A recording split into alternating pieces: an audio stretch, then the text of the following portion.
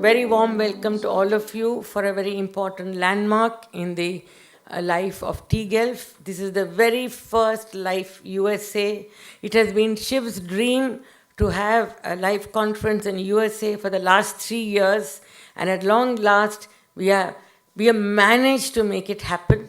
And it's also happened because of the support of many people, including the Honorable Julia Gillard and President Susan Fuhrman of Teachers College, that we have managed to pull off today's event.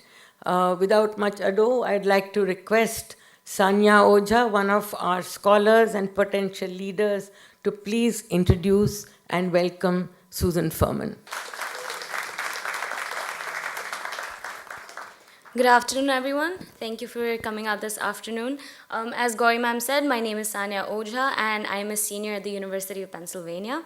It is my pleasure to be introducing Dr. Susan Fuhrman, who is here to give the inaugural address of life, something which is very exciting for all of us. So Dr. Fuhrman is a renowned education policy scholar and the 10th president of the Teachers College at Columbia University. She earned her doctorate in political science and education from Teachers College itself. She became very engaged in issues of educational equity and emerged as an authority on school reform over her years in this field. And I invoke my pen pride as I share with you that she even served as the dean of the University of Pennsylvania's Graduate School of Education for 11 years, which she took to great heights, elevating Penn's GSE to enhance national stature by focusing on themes of urban and international education and broadening involvement with schools in underserved communities. Prior to her Penn years, she taught at Rutgers University. She also founded the Center for Policy Research and Education, the nation's first federally funded education policy center. In 2007, Ms. Fuhrman was named one of New York's 100 most influential women by Crain's New York Business. In 2009, she also became the president of the National Academy of Education. Her research interests include state policy design, accountability, deregulation, and intergovernmental relationships. Ms. Fuhrman, it is my pleasure to welcome you, and we are all very excited to hear what you have to say to us.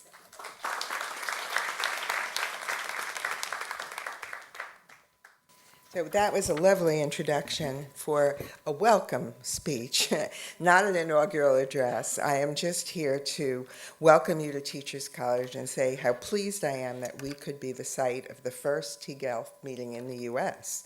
What an honor for us. It's also very fitting because Teachers College is the home of international and comparative education. I often tell the story of our first dean, James Earl Russell, who at the turn of the 20th century, decided that his own education had been lacking, had been wanting. He was a product of American schools, and he decided to tour the world to see what he could learn about schooling in other countries.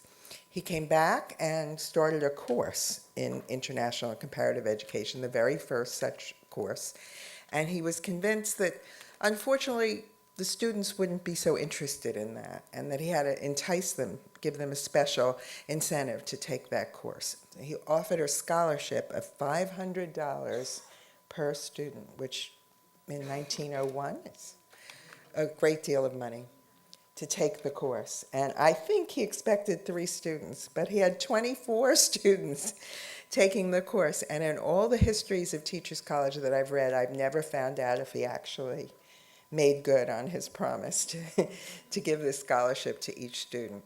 I literally sit at his desk. So if you come and visit me, you can see it. When Teachers College did a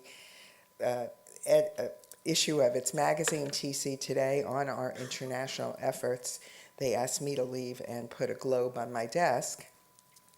And that's the symbol of international education at Teachers College. So daily, I am inspired by his leadership to make sure that Teachers College remains as internationally engaged as possible. We now, over 20% of our student body are from other countries, and we have numerous projects around the world, too many to mention, that collaborate with local partners to improve education. Many center on teacher development, pre-service or during their careers, but numerous others, an institute in Hong Kong on managing change within organizations, many other efforts all over the world. We're so happy to have this assemblage here because in addition to our own history, we have a special history with the tGELF Foundation and with the founder Shiv Kemke and the Nananjeet Kemke Foundation and with Gary Ishran. It goes back to when I first came to Teachers College, and we were invited by Shiv to participate in the development of the curriculum that is the foundation of this effort. Bill Gaudelli, who is chairman of our Arts and Humanities Department, Professor William Gaudelli, and Madhabi Chatterjee. Madhabi, are you here? I didn't see her. Were our two professors who were engaged in this effort and worked to design a curriculum focused on leadership, on developing attitudes, skills, value, and knowledge, and leadership styles during the course of secondary school. It's such a pleasure to be here today and to see the graduates of that curriculum. I know there are over 100 of you here who are now studying in the United States at prestigious higher education institutions and many elsewhere in the world. I was so proud to be in Delhi with the former Prime Minister when the program was launched in 2008, and I couldn't be prouder to see you all here today. So once again, welcome and thank you, and I know you're going to have a great opportunity to hear from Ms. Julia Gillard, former Prime Minister of Australia, and enjoy the rest of your day. Thank you. tGELF, leading the change.